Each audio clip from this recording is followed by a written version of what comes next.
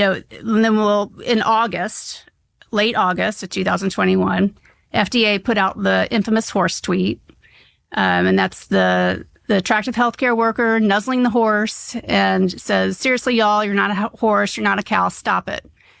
Tweet went viral. That's right. That's when Joe Rogan got smeared for taking ivermectin. And then right after that, Biden mandated the shots and they took away monoclonal antibodies. You're clearly a data person. Do we have like the final outcome? Like, how did those patients do versus patients who were like intubated in some Biden-controlled hospital? Well, if you look at, there's a great website that compiles all the ivermectin data just by itself. And we have 105 studies showing the efficacy of ivermectin. And it varied depending on the actual patient, as it should. Yeah. And you wouldn't always just use ivermectin. So, in my more severe patients, I would use a combination of ivermectin, hydroxychloroquine, azithromycin. During that second week, I would do higher dose steroids if necessary. I would do breathing treatments. So it's hard to isolate saying, okay, well, it's just ivermectin. But when you look on this compilation of studies, I mean, even in the late stages, and you were asking me about this earlier, even in the late stages, they showed that ivermectin could decrease mortality by 40%. It's most effective if you actually take it as prevention. So people taking it twice a week do the best. And then the people that start day 1 or 2 or 3, they're the next best. But that's established. We know that. Well, it depends on who you ask, but yes, there's plenty of data supporting that. So why isn't that like the official CDC protocol for COVID? Well, it would help myself and other doctors I'm not the only doctor going through this with the medical board, but if they could make it a countermeasure, then it's protected under the PrEP Act. And then it makes all these issues that we're having with medical boards essentially go away. Is there anybody who has counter data, numbers showing the opposite, that people taking ivermectin like die more? Well, I wouldn't say that. They'd say it doesn't work or it's not. But the studies that are all establishment, in the big journals, they're either they didn't give the ivermectin soon enough, or they gave too low of a dose, or the study was sponsored by somebody that has financial interest in seeing it not work. So there are studies countering that. But if you look at there's just an abundance of data showing it works, and it's super safe. So I was a little bit nervous before I started using it because of all the media that's only for horses and that sort of thing. So I dug into it and I did what. Does it help horses? I know we kept hearing it was a horse dewormer. Is it effective? Yes. For their parasite issues. But so I looked at the study where Merck submitted to the FDA. It's on their website. Anybody can find it, and you get toxicity data. And there's something called the LD50, which stands for lethal dose 50. It's a benchmark number that's used to gauge how toxic a medication is. So the higher the number, the lower the toxicity. And in COVID, we were using higher doses of ivermectin than what you use to treat a parasite. So I wanted to make sure these higher doses were okay. Well, if you look at the LD50 of ivermectin, it's anywhere from 11 to 82 times what we're giving for COVID. So we are far under that threshold. And then I did a literature search and I tried to find accidental, intentional overdoses from ivermectin, and I couldn't find anything. And I checked recently and there was one study showing some issues, and it was a little bit muddy, like, was this really ivermectin? But if you look at Tylenol, there's thousands of papers showing toxicity from Tylenol. So I know someone who has, advanced liver disease from it. Really? So. Wow. Yeah, well, that's a thing. As you know, it is. And thousands of people die every year. Right. Yeah. So propofol used every day in hospitals. You screw that up by a tiny bit, you're dead. Yeah. Correct? Right. Well, yeah. Yeah. I haven't seen it, but sure.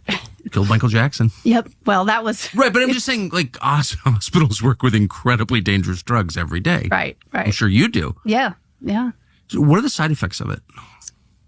I tell people I have a harder time with antibiotics in terms of side effects. Like if I'm going to get a call back, in my office is usually about an antibiotic problem, not ivermectin, but you can get some GI issues, diarrhea, and then you can get blurry vision, but the blurry vision goes away when you stop taking it. And it's not like, oh, I can't read. It's more like, oh, something's a little off. Not, yes. That's it? That's it.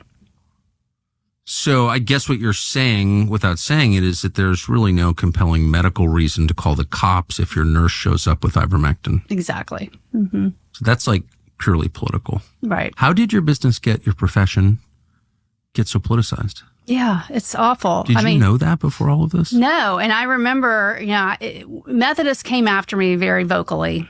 And I had a press conference outside my office as I'm not putting up with this.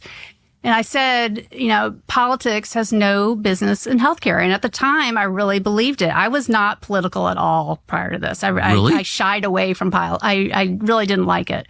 And I thought it was too divisive. And here I am. But no, I think that's such a wonderful and very American. You have children. Yeah. And that's like a sweet kind of, that's how you should feel. Yeah. That's how you should feel. I'm married to someone who feels that way. I don't like people arguing. Like, that's great. We have important things to do. Like, right. Yeah, no, I'm not making fun of you at all. I love that. But now I feel like there's no other choice, right? You just have to. You have to get involved. So you were not politically aware at all before this started. And were you aware that your business, that medicine was so politicized? Had you noticed it at all? No, it's interesting though. I went and looked at the data for Texas because Texas has been infiltrated by people from all over the country. Oh, I'm aware. Yeah, 33% population. It's going to be California. Yeah, it is. And you look at healthcare professionals, what they donated to political parties. And 10 years ago, they primarily donated to Republicans. And now they primarily donate to Democrats. The whole profession has shifted. I have a theory for why, but you're the doctor, so you tell me what you think the cause of that is. Well, I think medicine in general, the corporate practice, it's become the corporate practice in medicine. It's become centralized. It's, only 1% of doctors are not employed. I'm one of those, but. Not employed. 77% of doctors are employed by a hospital. 20% are employed by private equity or an insurance company, and 2% are employed by the government. And only 1% are like myself, where. Okay, so your choice is your corporate douche overlords, private equity or insurance companies. It's like hilarious, like a joke, or the government. Right. Right. And you're in the 1% that has your own business. Yep. Maybe that's the answer right there. Well, I think it is. Doctors need to regain their power. They've lost all their power. And they have no power. They have no power. They're just like little worker bees getting ordered around. When I got out of residency, I worked in a traditional practice. And I started doing, can you tell us doing what? Just ear, nose, and throat and sleep medicine. And it was small, but it was easy. But I was always bothered by the stranglehold that the insurance companies had over my ability to treat my patients. So one easy example is as an ear, nose, and throat doctor, we do an endoscopic exam of the nose. It takes about extra 10 minutes. Not really a big deal. Doesn't sound that fun though for the patient. It's really not bad. You numb it up first with spray. There's no shots.